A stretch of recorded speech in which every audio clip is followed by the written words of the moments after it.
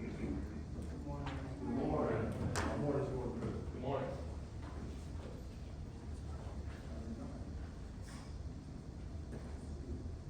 How was the break? Terrible. Terrible why? I was working. That's why I went to the last class. Good. I had that was my first day working. Anyone else? My birthday. My birthday. It was good. What'd you do? Play basketball. Did you go out of town? I guess it was Wisconsin. For sports? Yeah. Anyone else? Anything exciting? Go out of town. Yada, yada, yada. I went to go see my grandmother in Pennsylvania. And where? Pittsburgh. Oh, nice. Pittsburgh, Pennsylvania. Yeah. I like Pittsburgh. It's a pretty cool place. Carnegie Mellon. All right, well, welcome. This is Contemporary Marketing. I'm Dr. Ross. I think how we can start off before I even give kind of a background of myself. We'll do the old usual, go around the class. And simple, give us your name. Right, kind of a repeat name so we know who everyone is. Tell me what year you are and major.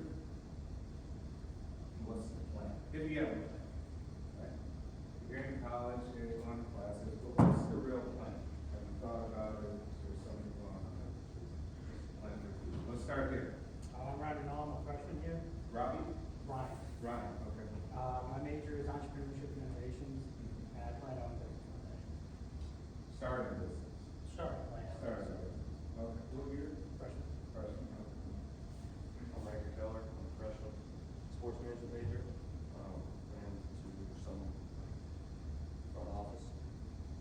Front office. Data or stats. Sports organization. Cool.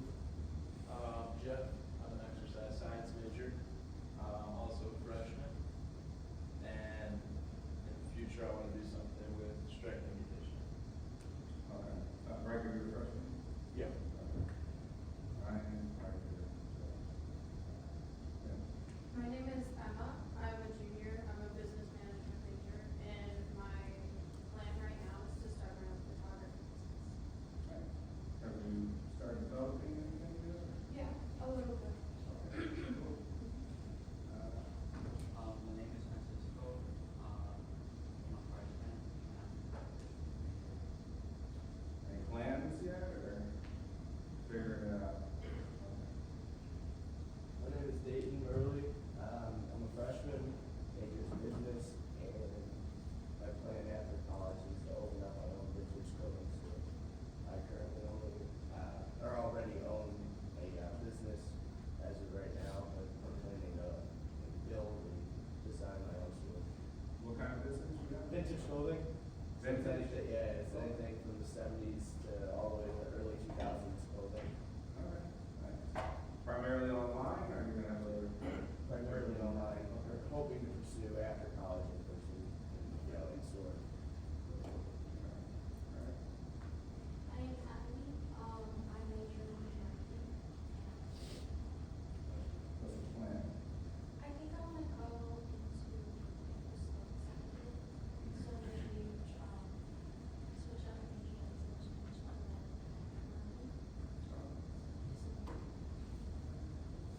My name is Alyssa. I'm a freshman.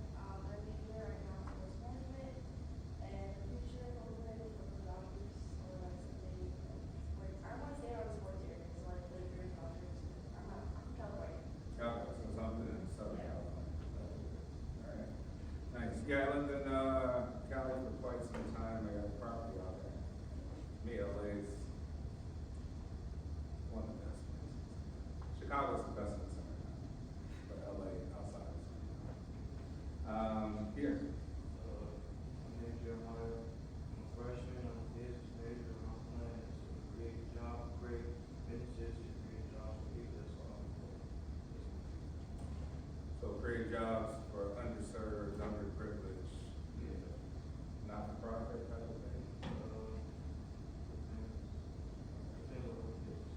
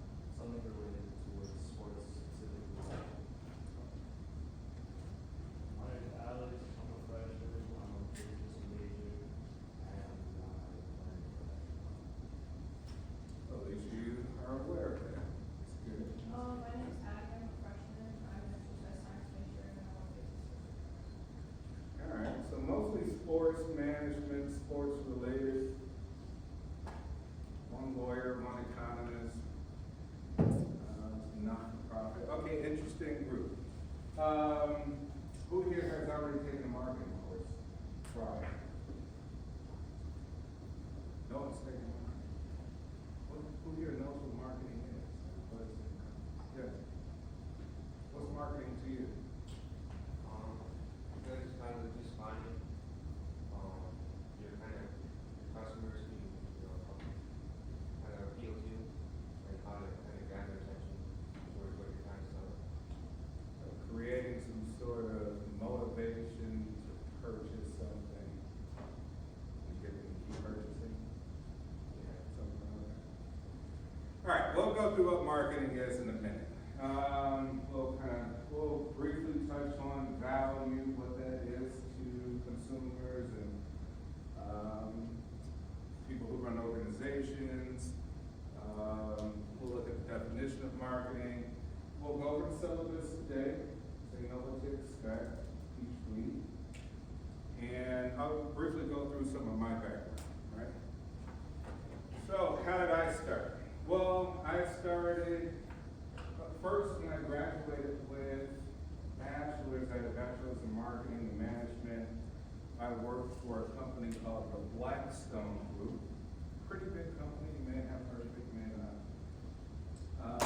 And I started as what's known as marketing research. So basically what I did was analytics, research on where to place next Starbucks, Dunkin' Donuts, McDonald's, who's the type of customers that will buy from there, what's the demographics, other companies would be like Microsoft, Apple, Google, all these sorts of things.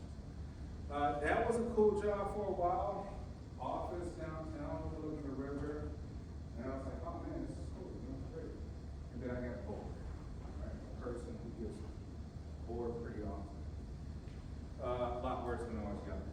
So I was like, hey, this is cool, but I have a boss, right? I gotta listen to people all the time, and it started to suck. And so I was like, well, what can I do beyond this? So I was like, well, I'm gonna go get my MBA. Right? Well, my MBA maybe, maybe exactly what that or something like that. And I went to get my MBA, but kind of halfway through it, I was like, hey, I'll start my own business. I was like, what kind of business? So I was like, well, what kind of business where you truly can get a lot of other people's money without going to banks and doing all this other paperwork, crazy stuff. So I went into what's known as private equity, right? Thing is, a lot of people didn't know what that was. A lot of people still don't know what private equity is. If you look at some of your largest corporations, you may find that they're owned by private equity groups, right? A group of investors who literally own these massive companies. Like these companies don't own themselves. They're owned by groups of investors. And I like that idea. So I knew just a few people who had a lot of money.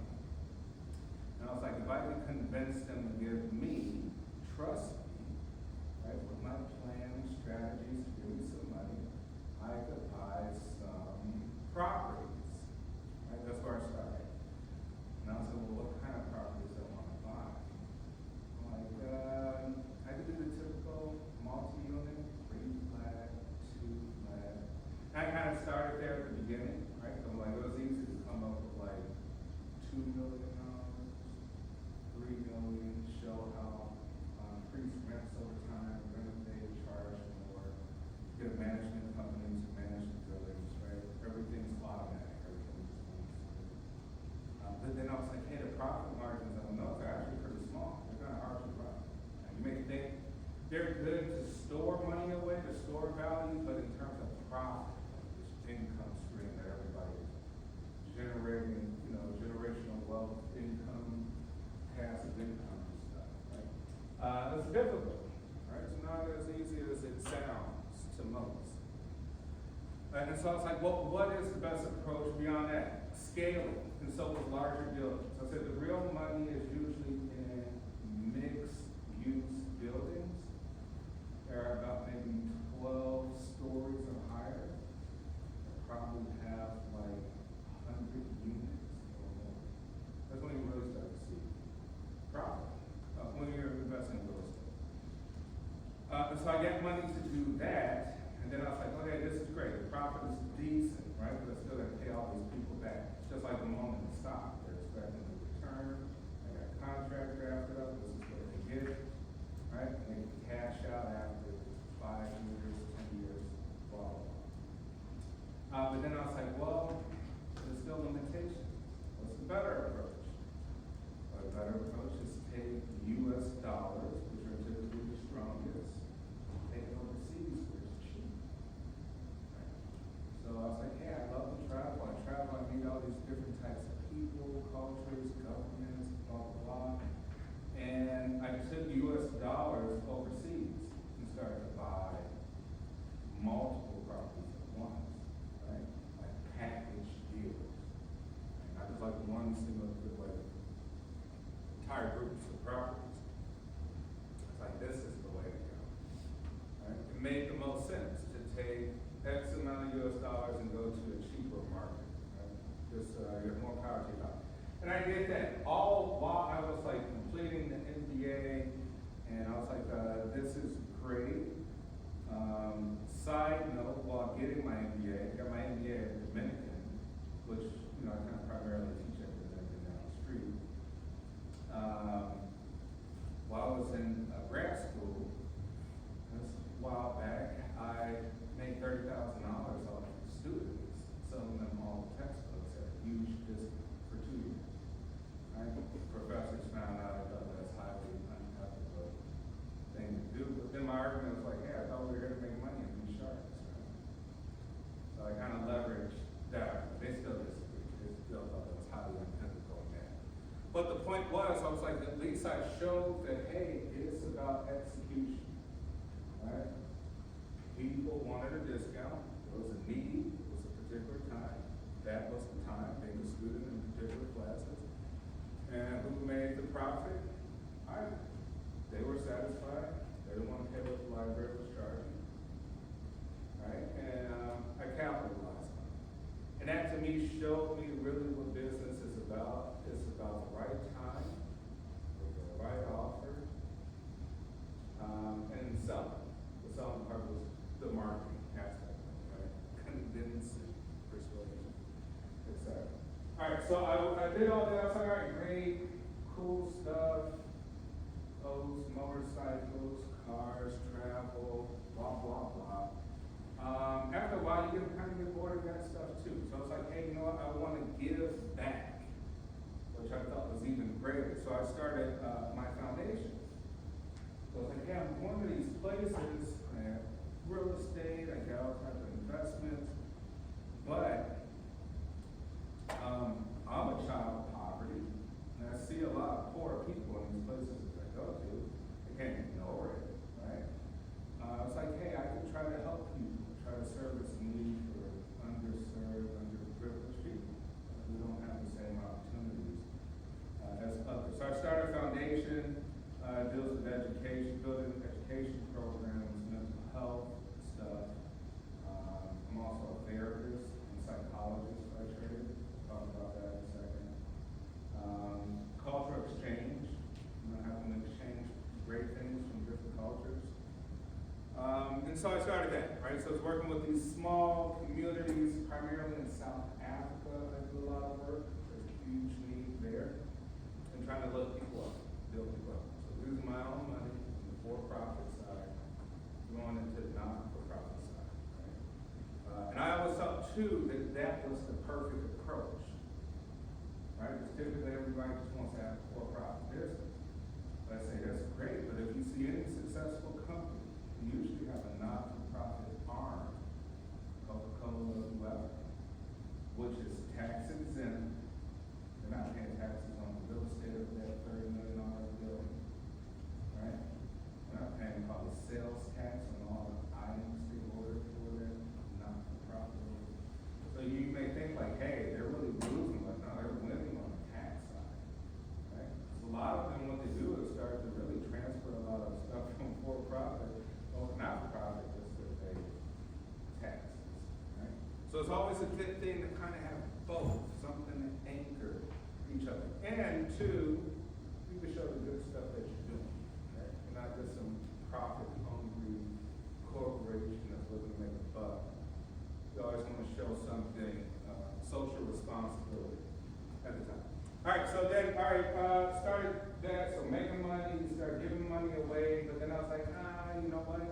I still want to do something more that's really engaging for me personally.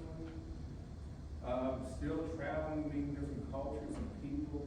And so I went and got a PhD in psychology. Right?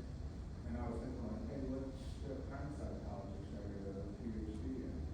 And there's all different types, right? And I chose one, which is kind of an emerging field, which is international psychology. It's like, bingo, this is phenomenal. What is this? Like, I could go be a therapist to entire groups of people around the world who have totally different cultural beliefs, systems, rituals, values, traditions, et cetera, et cetera. I can use my knowledge, my sort of Western education, right, and adapt their culture with this sort of concept of psychology that we have, mental health, and build them up, help them personally. Over their traumas and et cetera. There's a lot of trauma, especially in South Africa, right? South Africa has the highest degree of HIV/AIDS cases on planet Earth. A lot of them are children, right? There is a lot of poverty, very stark poverty in South Africa. So to be in the center of Johannesburg, which is capital drive, 15 minutes away, you see a shanty town, 1 million people. Right? It's crazy. Refugee worse, and people like this building little huts. And so that's the type of psychology I chose to go into, right? Sort of cross-cultural therapy, in a sense. And at the same time, they're like, hey, why did I choose also PhD in psychology? I thought it was the greatest thing ever. Because all I kept thinking about as a business person, like, how do you maximize education? I'm always thinking, how do you maximize? When I was a grad student, made $30,000. I'm like, I'm not just going to sit here and give them all my money. I'm going to make it back, right? That's how we should always be thinking. How do you maximize every little tiny resource you have, every dollar you have? How do you maximize that? And so I was like, hey, with a PhD in psychology, I'm like, I can do probably the most things of any degree. It's a medical degree, be licensed, just like an MD or a lawyer. I stay in Illinois, but I would stay on practice. I could teach, research, mental health never will stop.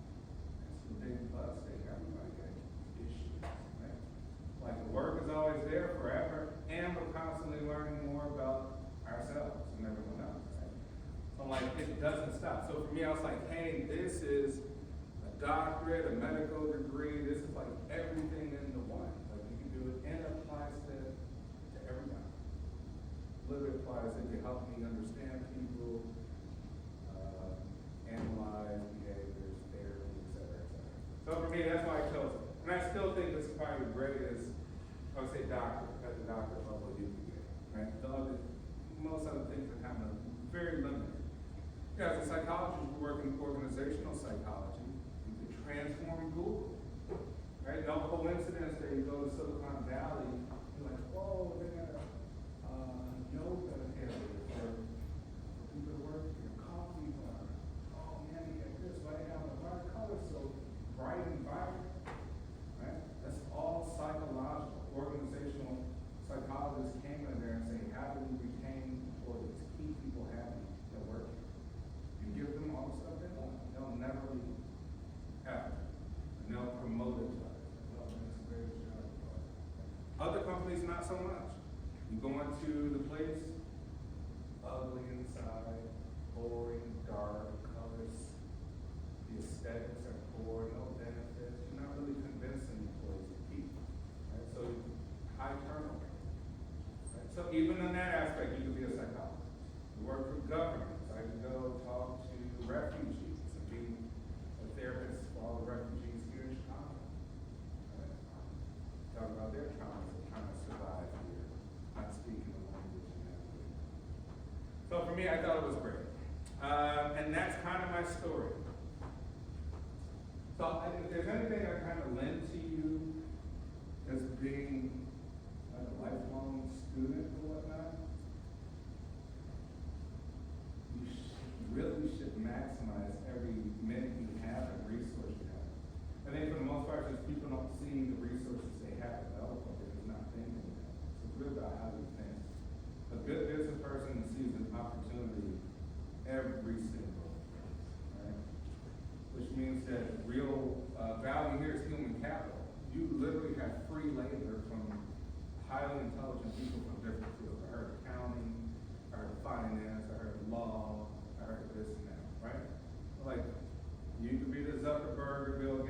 started a company with 5 people in the classroom. Everybody got caps. Everybody's gonna be the future owners of the corporation, split 20% apiece. Right? Website, blah, blah, blah. By the time you graduate, you're like, oh man, we probably made $3 million. Or, you're like, I'm just gonna go to class and read what it is and graduate. Now it's like, you're a good job, internship. Right, so, for those of you who want to think business-minded, every day should be kind of an opportunity. You always try to find resources that others are not thinking about. More importantly, that's in trying to be different, right? Culturally, my background, mom's black, dad's Italian, grew up in Chicago primarily, but I went to 13 different elementary schools. Projects, they had some hoods, most times north side. I graduated from Lane Tech High School. I went to school in New Orleans, Mississippi, just all over. A lot of moving from mom because we had a big family and I was the baby. That was also maybe led me to be a psychologist. I just observed on my brothers and sisters all that time. Mom tried to kind of keep me away from dad. Dad was in the Italian mafia, so she kind of was always afraid, that we would get into corrupt legal stuff. But as I got older, I really appreciated my dad. He taught me a lot of things, right? Very legitimate stuff. He had legitimate businesses, but then he has some corrupt, some sort of bad side too, which is always helpful too. Kind of like some CIA, FBI mentality, right? You should have assassinate. So that's kind of my story. I got 2 small kids, Christian and Chloe, they're 5 and 4, and yeah, so that's it. I love teaching. Any questions? Yes? Do you think writing books in the future? Yeah, I've been working on a couple books. I mean, one on psychology, one, nothing biographical or autobiographical yet. But yeah, one is psychology, one kind of spiritual book. But yeah, I love writing. I've been working on 2 books. Okay, let's dive into the syllabus. We know what to expect. So we have some marketing projects that are going to be due. So we'll get into our groups today, so we know exactly who they are and start emailing, communicating with one another. So, then we'll have presentations for each group assignment, right? And we'll look at what that looks like. All right, so I'll pull up the syllabus here.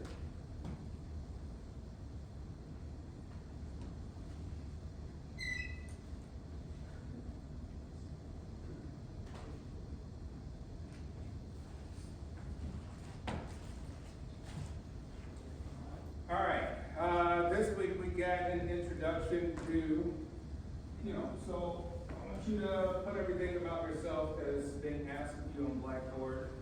Not worth any points, but add as extra credit. Add as extra credit towards final grade. So we have participation discussions that will be on the Blackboard. There's that in Module 2 and 13, so week 2 and week 13.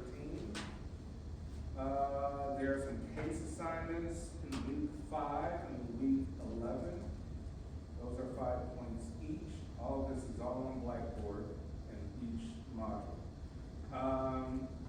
Midterm exam, that'll be week 7. That's worth 10 points.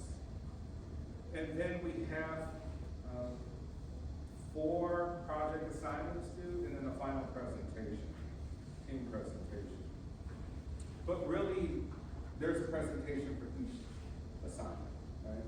So when you're done that week with that assignment, your group will come up and talk about where you are, right? Whatever's being asked of you in the assignment. So that's week 5, week 9, week 12, and week 14. And then that final team presentation, which kind of encompasses everything that you sort of gathered for your group, is the week before last, which is week 15, and then we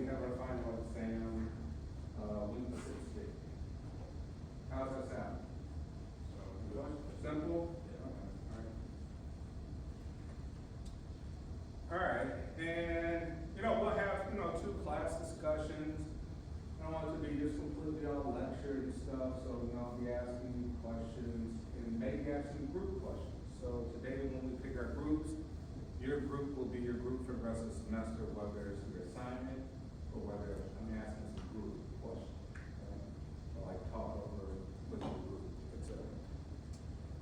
So first things first, let's get into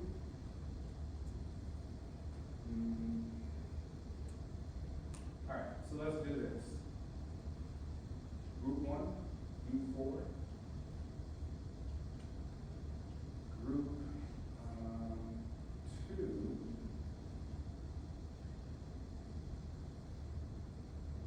You 2, I want you to link up with this second to last row right here. I mean, you don't have to move here. You know what I mean? But, communicate, exchange emails. Yeah, link up with these 3 right here. Group 3, U5. All right? Hello. Yeah, U5. Group 4, U4 in the back. And group 5, U3. How's that sound?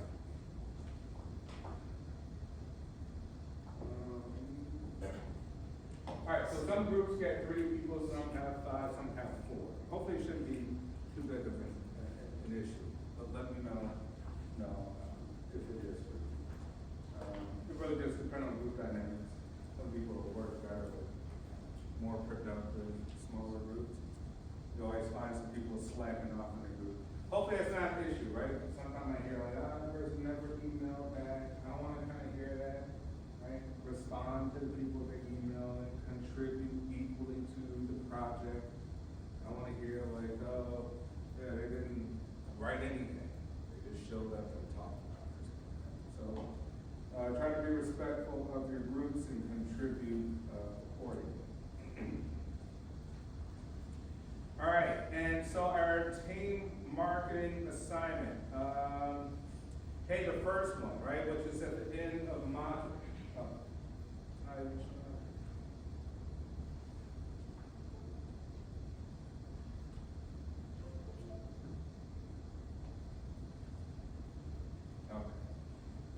Just to go over this. We able to see this? Okay.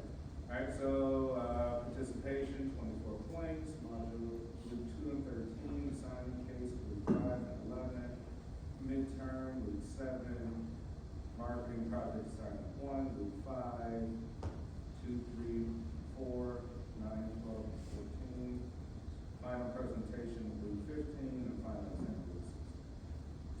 So this is all on the syllabus.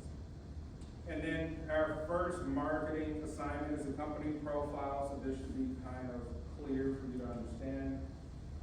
The second one will be in the strategic analysis, right? So look over that. Third will be the marketing mix analysis. The fourth will be final marketing plan, and that's when we'll kind of get ready for presenting everything, the final delivery.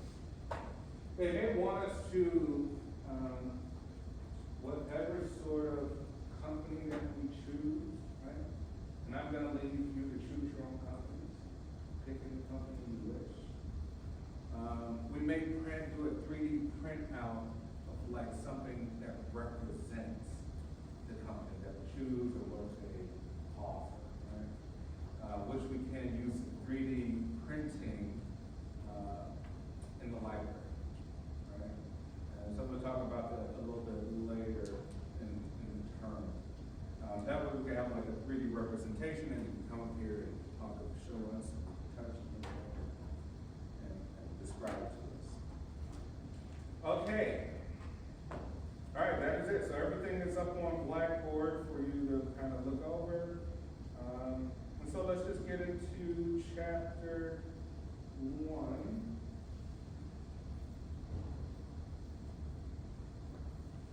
All right, marketing, the marketing process. We'll look at what marketing is and kind of where do we go from here in terms of identifying what to expect.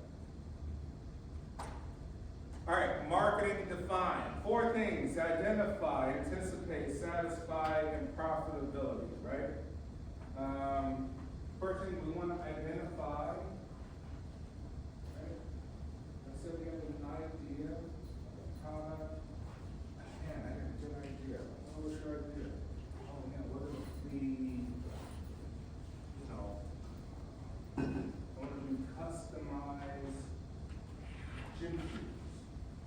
Right? Let's take everybody's cool gym shoes, different colorways, and customize them, right? Add some unique stuff to them, right? All right, great. That sounds cool. Sounds cool. Yeah, I saw it on Instagram, man. Let's do it, and I saw it on TikTok. Right? All right, cool idea. Now, right? Right? Well, who's the customers that want that? Who desires that stuff? Right? You're like, hey, I need a little research. Let me see who desires it. Hey, find the people to desire it. Like, all right, identify a group. I don't know, 15-year-olds to 35-year-olds. Like that type of stuff. From this particular urban sort of demographic, this particular type of income that they have, and that particular type of interest. Right? They have a personality. They have a persona. Like a customer is a real, all your customers kind of have a real persona. We can give them a name, right? Jim Shoe or something, right? Right? Jim Shoe is between 18 and 35, makes X amount of dollars, lives primarily in these type of locations, has an interest in this stuff. So we start to say, hey, we identify a need. That's the first thing, right? Identify the need. We use some research, we gather the data to see what their wants and needs are for this particular thing. And then we want to anticipate, right? We want to use that information to say, how do we need to modify this plan to offer these gym shoes, right? How do we modify it, adapt it to them? For it might be some different people too. It may not be just gym shoes. It may be another type of customer base there too. So, you need to identify what changes, updates that you need to make. The next part is we want to satisfy. We're like, all right, I have an offering of these gym shoes. Unfortunately, I'm in the location. I open up on the corner of such and such. Let's say over here, North Avenue in Harlem. It's like, okay, little retail store, right? Brick and mortar. Like, yeah, do custom gym shoes. And then we come back 2 years later, and it says business closed. Like, man, what happened? Like, yeah, man, I brought that money from the bank to open it. I bought all the stuff for it. I hired a couple of people, and now I have this. Like, why? Why do you really notice this? It was a cool shop. Unfortunately, it was just a bunch of car traffic. Nobody walks around. Most people are on the go. Right? Like, man, you didn't notice that a lot of those buildings are empty over there, retail stores? Like, yeah, I noticed that. Why did you think you was retail? Right? You're back because it was cheap. Rent was cheap. I'm like, that sounds like a you thing. That doesn't sound like a customer. Right? It sounds like a you problem. It's not a customer problem. Right? And so what we learned is that it has to 100% be about the customer, not you. Right? Where do people want to buy these shoes? What is the highest form of exposure you can have in terms of a location where you can place yourself for people who want to buy these types of shoes for their customers? Okay? So you want to satisfy customer needs by that. You say like, hey, you know what? The people just aren't satisfied. And that's the most important thing. For my economists back there, that's all you will hear about, right? It's the demand and supply is about customers being satisfied. And profitability. I'll tell you what, you can drive anywhere. Let's say you drive down Harlem going south. You see all the businesses. And then you drive on North Avenue going west. You see all the businesses. Right? And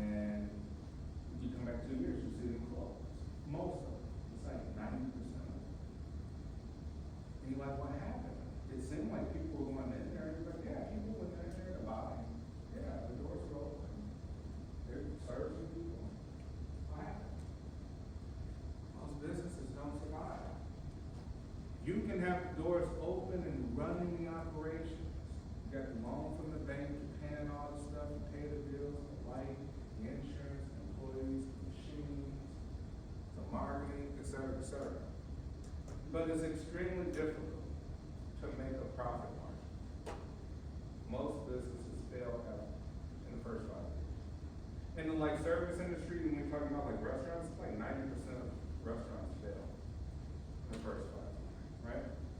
Why?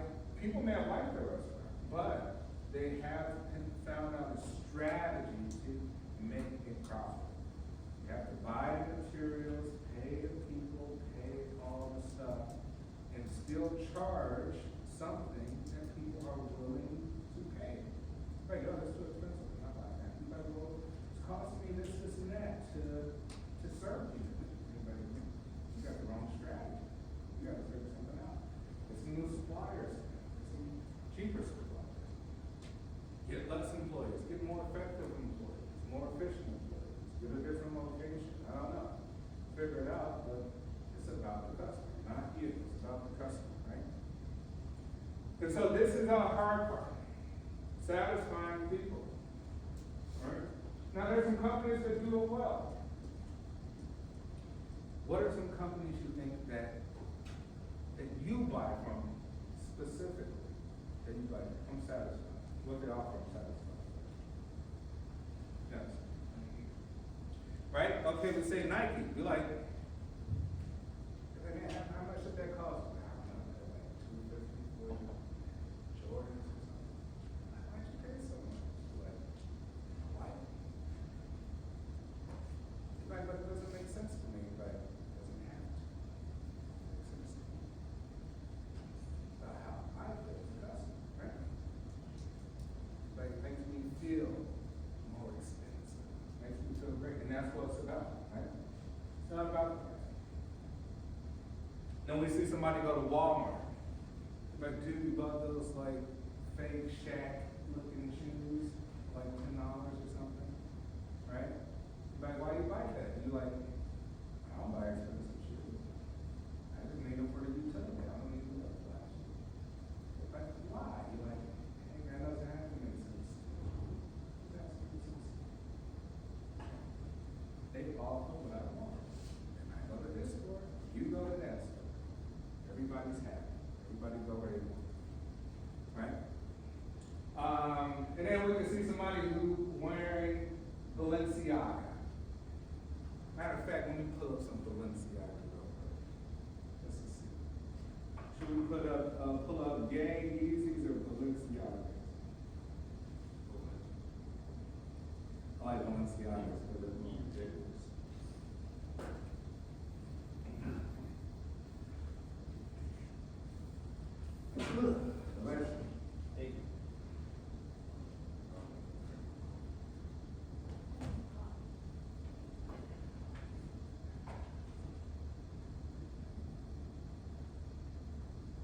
All right, let's see.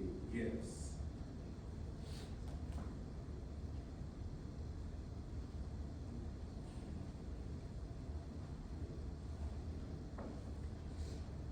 All right, we're gonna go online and let's see if we should purchase this Balenciaga coffee mug.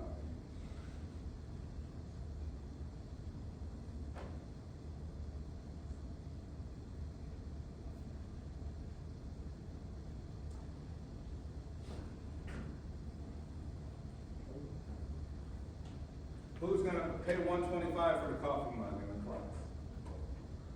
Raise your hand. Why not?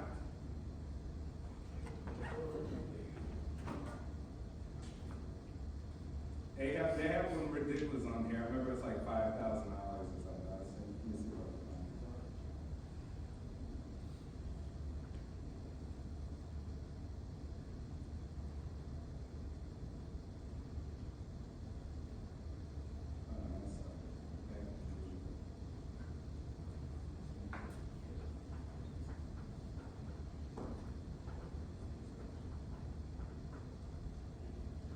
All right, so heard about Nike, heard about getting shoes from Walmart. Now we go to Balenciaga Paris. Here we're at Bergdorf Goodman, which is a high luxury retail fashion store. Balenciaga Paris, this is a coffee mug slash bag.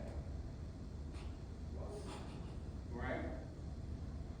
Raise your hand, and if you had it, you would buy it, and if you had the money. Why? No, I ain't buying that. Who's the creator of this? Huh? Who's the creator of this? I'm not sure who the creative, usually they always have a creative designer at a specific time, right? I'm not sure who it is right now. It sells.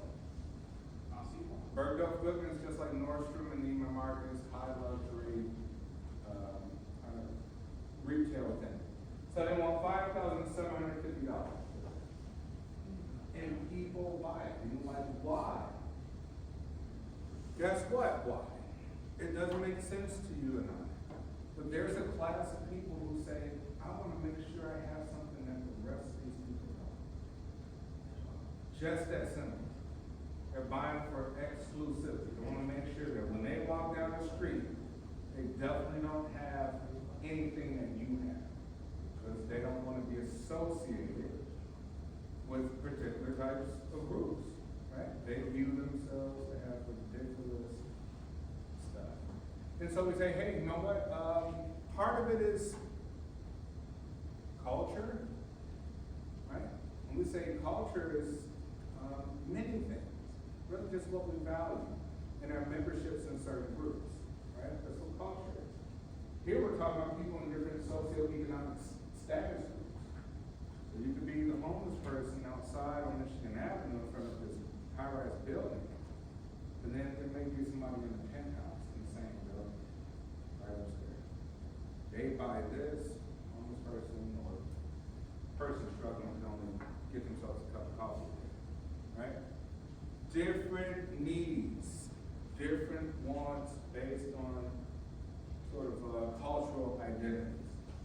Other part too, we'll talk about a lot is the cultural aspect, right? Depending on what religion we are, what ethnic group we are, languages that we speak, foods that we eat, our different belief systems, where we come from. Are we collectivistic societies? It's all about the group. Are we individualistic? It's all about me. We'll look at those items too. But then I just want to give you an example of kind of how ridiculous things that the wealthy pay for. Literally pay for it just because it's exclusive that you can't get it, right? If you go to Dubai, if you go to Dubai. No, I don't buy anything stupid. No, I never was like that. I never bought anything that I thought was like, oh, that's cool because it's expensive. Like, I grew up poor. So I still kind of like, it's all about the deal for me. I don't buy anything unless it's the greatest deal ever. I don't want it. I just don't want it at all, unless it's the greatest deal. Now, don't get me wrong, I like nice stuff, right? Who doesn't? I do like nice stuff, right? Ferrari, right? Motorcycles, all this stuff. But if I didn't get the greatest deal ever, I still don't, right? I'm still a business-minded person. There's more money out of my pocket, more money in somebody else's pocket. And become like the price of what you charge me, I don't see the value. I'm not interested. Yes? I was just gonna ask you about Florida. I mean, I own a Ferrari. 48, yeah. But I have a brother-in-law that's worked for Ferrari for like 30 some years, maybe 40 years. So it's all about the deal. It's all about the deal, right? I wouldn't get it unless it was the greatest deal of all time. I wouldn't want it, right? If not, I'll just go play around with it when I want to over at his garage, because I mean, he works on, there's at the garage is like, I feel like 600 Ferraris, all years, like classic 50s, 60s, all the way up to like the ridiculous LaFerrari, California ones, blah, blah, blah. From a lot of the big time CEOs here around Chicago who like collect these cars. But for me, it's all about the deal. That's really my concern. But here we're talking about, hey, different needs for different types of people. This is what marketing is about.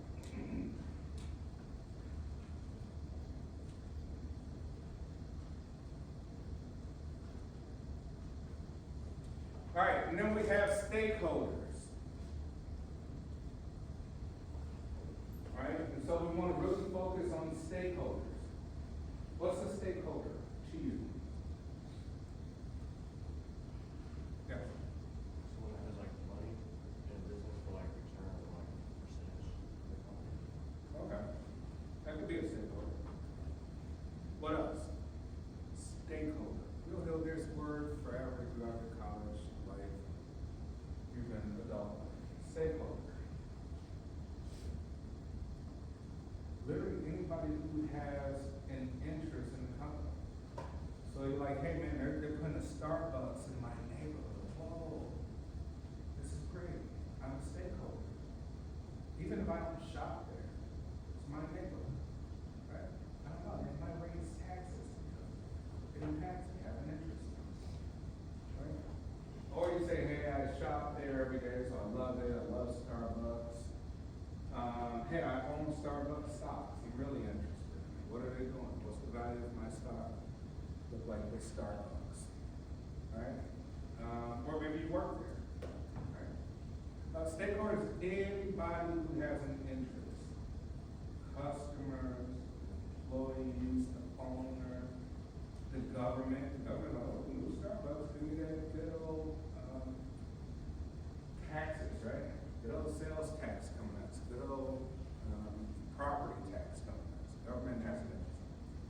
So we say government is internal and external parties, right? So we say internal or owners, employees, people who supply the stuff, people who deliver the stuff for Starbucks, put it all together in the morning, right? The suppliers, distributors, all of those people. And external parties could be creditors, right? Like, hey, I took out credit in order to buy this new equipment, suppliers, distributors, government, and the society at large, right? Have a vested interest in it. So we always want to pay attention to say, well, how does this impact our stakeholders? Now, shareholders is what you'll hear in finance class, right? Shareholders are like, you own stock shares. You own a part of the company, you own a portion of the company, so you care about what they're doing.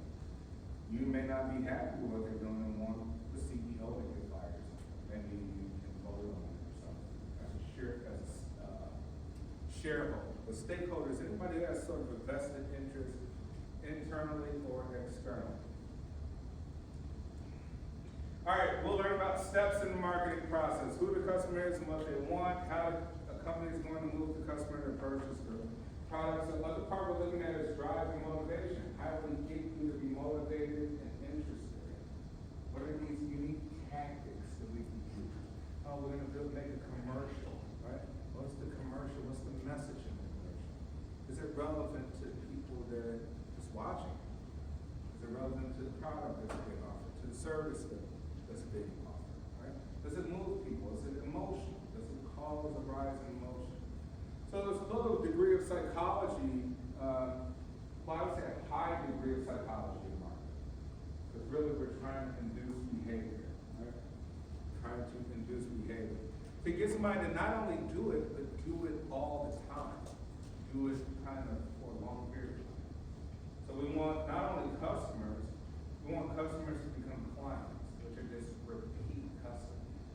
We want you to buy iPhone 16 for the 16th time. So that way, if we're Apple, we can go and look at that. Well, how much has this person given Apple as a company? Well, I don't know, you're giving them $50,000 over 20 years. Bought every iPhone that ever came out new. We bought the new MacBook. Got an iPad, got an iPad Pro. Got an Apple Watch. And I was like, well, this is nice. $50,000 lifetime customer value times how many customers? Right? And that's why Apple's worth well over $1 trillion. Right? So not only do we want, you're like, well, what's the trick? There's a trick to it. Right?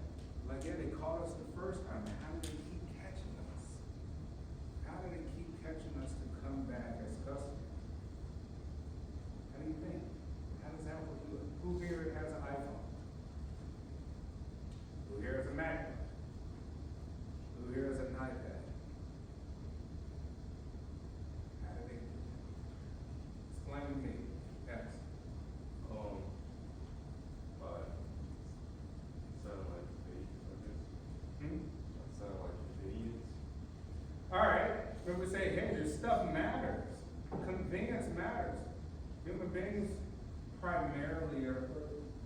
want convenience, we're kind of lazy, right? We prefer convenience. If I go order on Amazon versus going outside when it's cold, give me Amazon all day. Like, you know what I mean? So convenience is a thing for you. Okay. How does it satisfy you? What is it about? The convenience, like you said, and then it's everyday life, everyone has a phone, most everyone. Students have laptops, people work. All right, so maybe you say, you know what? Apple and Windows are the standard. It's just the easiest way. I'm buying standardized stuff. I got a Surface Pro, which is Windows, Microsoft. Everybody else got Apple, so like pick one. Right? Somebody might be go get a totally different type of laptop. But those are very rare. Right? So like this is the standard. This is the standard. Maybe we all agreed upon like this might be the best. Not everybody would say that, but let's just say the most in the bell curve. Right? The top of the bell curve. Everybody kind of acknowledge that Apple is the best. And like best at what? Best at aesthetics. We love things that are beautiful. Human beings love beautiful aesthetic things, right? We love things that are functional. If it makes your life easier, you want it. And we have a price for that, right? I don't know what the price is, but it's whatever is set that most people agree upon. So maybe we say Apple is the best integration of form and function, right? It's more beautiful than my Surface Pro. It is. Is it more functional? Maybe not. Maybe Windows is a little bit easier. In my opinion. Just my opinion. Right? But like in terms of that middle point in our mind, that's if they hit the sweet spot. And that's what you always want to focus on. There's a sweet spot for everything, which means it's the right price, right satisfaction. Right? It's always a sweet spot. That's the winner, and everybody else outside of just a competitor. That person is going to always have the top of the market share. Someone else was going to say something. Rita? All right. So we say, hey, you know what? What do they want, right? And so we say how the company is going to move the customer to purchase the product, value proposition, communicate the benefits. All right, now you have Apple products, you got to communicate it. It's not easy to communicate technical stuff. Right? So when Apple comes out with a new phone, with this keynote address, everybody wants to go watch, whatever. It's a lot of stuff on the phone. It's a lot of new specs we don't care about. Primarily we care about most. Not looking at all. What are we looking for primarily? Bingo. They're gonna lead off, they're like, hey, we gotta communicate this stuff. We have to do it in a way that people actually listen. We have the attention span of mice. Right? Like, if you don't look quick, talk about what people really want in terms of a new product coming out, your sales will suffer. People might not upgrade. Maybe it's like, no, I'm just gonna stick with my old phone. Right? My old phone that I had last night. But if you can wow the people with a new camera, and they add on the processing speed and the new iOS, whatever, 18 or something. They like you communicate what most need to know, right? You're not gonna tell them everything, the technical data. So you tell them what they need to know. That's also the trick too. So here we're talking about communication. Which a lot of people aren't great at. A lot of people aren't great communicators. When they run a business, they just don't. Unless you're a franchise thing like McDonald's, send that franchise location all the marketing materials. And if they do it on their own, that area will probably fail. Right? Because business owners are still not good at communicating. It's a huge part. Getting the message out in a way that makes sense, that's affordable, good as a company, all these different features. Communication is important. For our presentations, anyone has speech anxiety or public speaking anxiety? Come on. You just my speech class. You didn't have any issues, I don't believe, but public speaking. You say that, but you still do it. You still do it. What's the issue? I've had anxiety for a long time now. Yeah, and so maybe we could talk about that as we start to build up, we'll, kind of touch on those, we start to build up, presenting, right? The importance of presenting, it's extremely important, right? It changes who you are. Because we care a little too much about things outside of our control. And that's also a great, characteristic that can assist us in failing, right? We care about things outside of our control. It's a mindset, it's a mental state, which is not healthy, right? Because we always think about what people think about us, right? We should care about us. And it's about literally content. Okay, so we say value equals benefits and price, right? There's a difference between value and price. Customer value is kind of the main thing we're going to talk about in this course. Price is not necessarily the most important thing. When we say value is how much do I want that thing? How much does that satisfy me in any way that I feel that it's satisfied? And I'm willing to pay X price for that. Some of these perspectives include functionality, monetary, social, and psychological types. Right, so we see, hey, the Balenciaga coffee mug bag. You gotta buy it so you can show it out to the world. And if you really truly ask the person, like, hey, you really like that? You might find out the answer is no. You might why you pay $6 grand. Because there are social forces out there. We're primarily driven by what other people think about us. Right? And that causes us to spend a lot of money. We want to be part of a group, an in-crowd. We want to feel unique.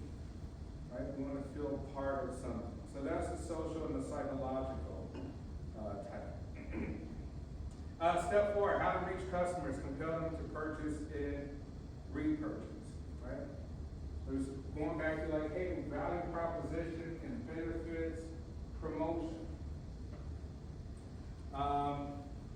Before I continue with that. So primarily in marketing, we have something called the 4 Ps. And you should remember this from here on out. Who knows the 4 Ps? Yes. Place, price, people, product. 3. So price, well, let's say product first, right? So this is kind of these 4 things you can conceptually always think about and relate to marketing for any product or organization to know if they're doing something right or doing something wrong.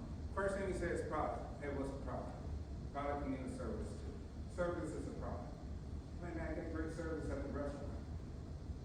Did you pay for it? Yeah, I did. I also gave it a tip. That's a product.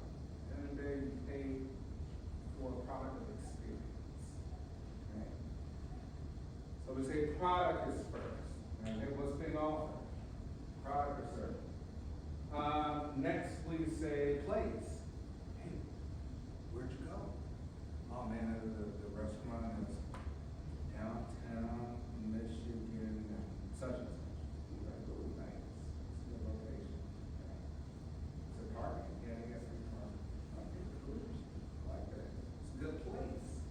That's the place. How was it inside? Ambiance, the views, the blah, blah, blah. Place matters. Oh, they really hit the home run with place. Right? Then you say price. How much does it cost? You're like, it's expensive.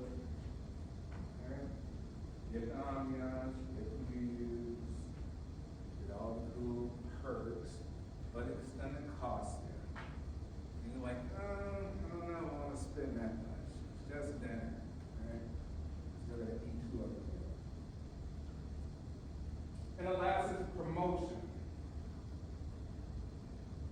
The promotion is like, hey, out of all that stuff, what's actually gonna get you to be motivated to do it? 20% off. Sign up on the email. 20% off. Check your email, get a code. All right, I'll go. I'll do it. They got me, right? That is the promotion aspect. Like, what is the thing that induced me to say, yeah, I'll do it, or no, I won't, right? That's the promotion aspect, which is probably one of the most important aspects, right? And then remember we're saying, hey, get a customer, but you want to be a lifetime customer, you gotta give that loyalty, just like a relationship, right? These are all the same. I view businesses as people, and I view the transactions as relationships, like it's your boyfriend, girlfriend. And they don't communicate well. I'm not coming back. See you later, it's over. Right? You get too expensive. Yeah, I can't do this. You moved all the way to Montana. Ain't gonna work. Oh, you live around the corner. It's the same thing. We like, what are you giving me? We all want positive reinforcements. Make me do something. Induce me to act. Right? So 20% off, or you like, for return customers, you're like, hey, you get a special code. You're gonna get 10% off of the program. You're a member now. Here's a member ID. Here's a card that we give you. So you feel special. Here's a title that we label you. So you feel special. This is all marketing. Even when you go to your jobs, the first thing you'll be telling people is like, oh, what do? You'll give them some fancy title. They give them out to janitors. Like, oh, man, we're losing janitors. What do? Should we give them a raise? Like, why don't we give them a 20-cent raise and call them facilities manager? Will that make them stay? We do it, and now he's telling himself now. Yeah, got my raise, facilities manager. Right now, you're still a janitor. Right, yeah, but the marketing worked. Right? So customers also, organizations market to their customers. You'll be bragging about your titles, even if there's no money really behind it, or no raise really behind it. This is done on purpose to make you feel satisfied. Right? So you have to pay attention for that title stuff. Right? What we kind of call like title inflation. All right, so these are all sort of strategies and tips out there. And then lastly, we'll just touch on this before we get out of here. Capture value from customers, increasing customer loyalty to result in customer equity, which is the potential profits the company earns from its current and potential customers. Right? Utilizing methods to get potential customers. Whether it's free marketing, having people wear the university's logo and captions on them, right? Free marketing for the university, they're happy about it. Right? Potential, put the little banners outside in purple with the students on them, some tagline. What's the message? They're gonna get more students to come here, right? How does the university sell to you? They sold it, you bought it. There are a lot of choices. You bought it. That's the product that you bought. How did they get you? You might always the athletic program. All right, cool. All right, what's this and that? I don't know. I want to go to Christian school. I think Christian education. Oh, right. But regardless, you were marketed to, you bought the product, and this is where you are now.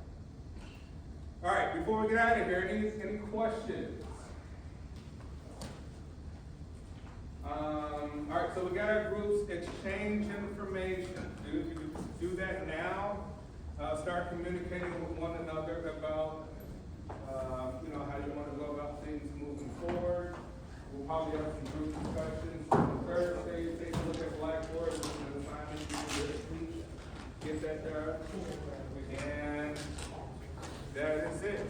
I'll see you on Thursday.